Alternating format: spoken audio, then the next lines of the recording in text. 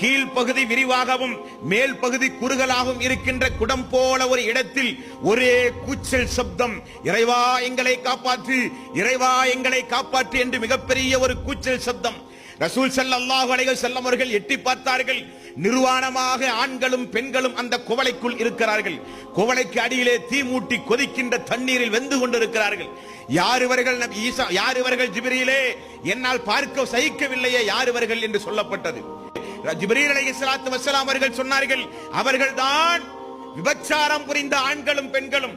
கணவன் இல்லாத நேரத்தில் அடுத்த ஆணோடு, மனைவி இல்லாத நேரத்தில் அடுத்த பெண்ணோடு யாரும் பார்க்கவில்லை என்பதற்காக வேண்டி தன்னுடைய இச்சையை லா யஸ்னி ஸானி ஹீன யஸ்னி வஹுவ முஃமினூன், எவன் விபச்சாரம் செய்தானோ விபச்சார நிலையில் அவன் மரணித்தால் அவன் மூமின் அல்ல என்று ரசூல் ஸல்லல்லாஹு அலைஹி வஸல்லம் அவர்கள் சொன்னார்களே.